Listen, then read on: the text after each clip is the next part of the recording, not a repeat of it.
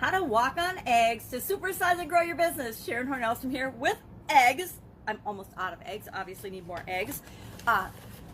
Walk on eggs. This idiom has been around in Italy since the late 1500s. So it's one of those idioms and expressions that has been with us for centuries, right? Hundreds and hundreds of years. What happens when we've heard an idiom or we've been exposed to an idiom for centuries? It becomes a part of our culture, a part of our life, a part of our everyday existence. Now, I guarantee at times when I was a little girl, my parents said that and believed that they needed to walk on eggs around me. I'm the one that they used to use the expression pop the cork. My dad coined that when I was a little girl. And for years when I was little, and I would get upset about something, they would say pop the cork. So a lot of times my family, I'm sure, walked on eggs around me because they weren't sure how I was going to react or respond to things. So walking on eggs, to walk on eggs, or the newer version of this expression, walk on eggshells, which is, came a couple hundred years later, means, of course, to be super duper cautious, to be careful, to be very wary of a person or a situation because you're not sure what's going to happen, if they're going to explode, if they're going to be angry, if they're going to be deliriously happy, but you know that the reaction might be something more than you feel like you can handle at any given time.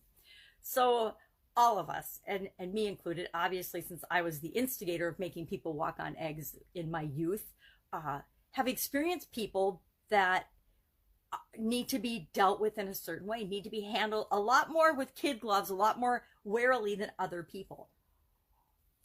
Every organization, every business I've ever been in, every group or club or gathering of friends that I've ever been involved in, there's somebody that's the most sensitive, super sensitive, and there's somebody that's the most insensitive, that just is like going with the flow, doesn't care what anybody else thinks or says or does. They're going to do their own thing no matter what. I personally was married to someone that was very controlling and very, which is funny for me to say now and even believe that I was in that situation, but somebody that was super duper controlling, and I was never sure how he was going to respond or react to things. And sometimes it was super duper volatile and bad. And so for a couple of decades, little more, I walked on eggshells. I walked on shells, being super duper careful to not upset him, unless I wanted to have a knockdown, blow out, drag out fight, which, you know what? Sometimes the little devil in me wanted to do that. And if something was super important to me and was in alignment with my core values, I would risk even upsetting him and other people as well. Same in corporate America. If I believed strongly in something, it didn't matter if it was going to hurt somebody else's feelings. I would, go ahead like a bull in the china shop and make sure that we pushed that idea, that agenda forward, because I knew it was the right thing to do for the overall organization. So how do you do this? What do you do? I guarantee that in your organization, maybe it's you that people walk on eggshells around. You want to be aware of that, right?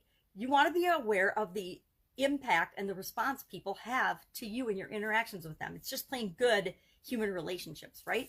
So how do we do that? And then how do we use that in our organizations to make sure that we're creating the culture that we want, to make sure that we're creating an environment where everybody feels safe to be themselves. And that doesn't mean that we're not always seeking personal development and personal growth and continually improving and being better, but it means that inherently who we are, we're accepted for that as a human being.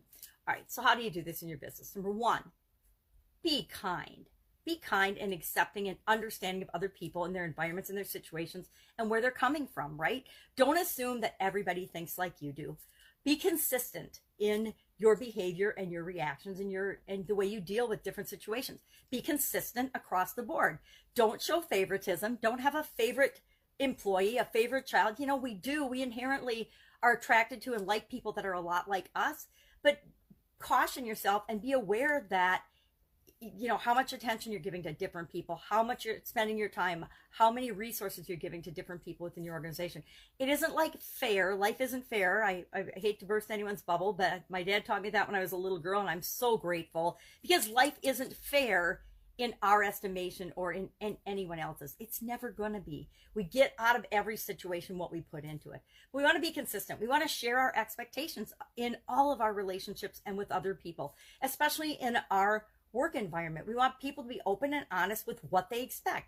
One of the first things I ever did in corporate America when I got a new person that was reporting to me, or when I was reporting to a new person, the first thing I did was I set up a meeting where we were going to sit down and talk to one another and share our expectations. You know, what do you need from me as an employee to do your job? My job is to make it possible for you to do your job. So whatever resources, whatever attention, whatever meeting, whatever guidance, whatever training, whatever you need, you need to let me know, and we need to have an open door conversation about that all the time. So as things change, you know, you can come to me and we can get your needs met. So you continue to do your job, which in turn makes me look better with, you know, in my department, in the corporation, and it makes it possible for me to do my job. And the other way around, I would go and sit down with my new boss and say, hey, you know, this is how I work. I don't need, you know, micromanagement. I need you to let me know clearly what your expectations are, what the results are that you want to see from my department, my division, whatever, and then leave it to me to figure out to get there. If I need resources, help, guidance, training, I need to be able to come to you and let you know what I need, and know that I'll be supported in my efforts to make you look better by achieving the goals and the results and the objectives that you set for my group, my organization. Do what's right, right? Always do what's right. Now, you can say, well, right is flexible. And I say, no. Right is, there's good, there's evil, there's right, there's wrong. And we all pretty much know it, right? We know in our gut if something we're doing is unethical, a lie, wrong, untruthful, fraud, or whatever. We know when we're doing it if it's the wrong thing to do. We all get that little intuitive nudge that says, yeah, maybe you shouldn't present the data that way because you know it's misleading. So always do what's right. Be flexible and open-minded. Realize that everybody's different and everybody gets to be different, right? And we want everybody to be different because everyone on the planet is different, and we want to make sure that we are representative of the people that we serve. Partner with people, select people, and truly make sure that you're working with people that you want to serve, that you want to help them have a transition in their life with your products or services. Make sure that you are only working with people that you want to work with, right? Been there, done that with the biggest client, biggest customer was soul sucking in one of my businesses, and put up with it for a lot of years. And then finally dragged it out for a year with this customer because they represented a huge portion of our gross income. And we just didn't, it was scary, right? It was scary to let them go. But when we did, the whole world opened up for us in that business. And everybody in the organization was happier. We had like an 80% reduction in problems and challenges. And so we were all freed up to actually create and do what we wanted in that business. We didn't have to worry about appeasing and walking on eggshells with this particular customer and client because we never knew what they were going to do. And since they represented a huge amount of our income, it was scary, but it ended up being the best thing we ever did in that business.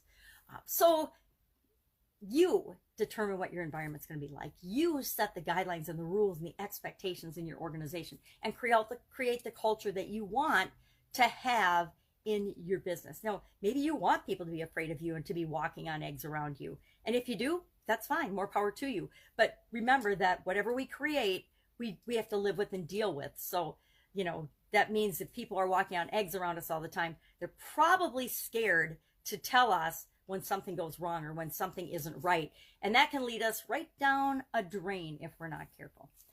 I would love to know your experience with this idiom or expression, walk on eggs. I've got a lot of experience, but not that I want. I try to, whenever I find myself in a situation, although sometimes it takes 25 years, that is not right for me or best for me, I try to get out of that situation and move on to something that is better for me. And I encourage all of us to do the same. Sometimes everybody isn't a fit for our organization. Sometimes we find out we're serving the wrong people and the wrong customers, and we are the ones that have to change and adjust that.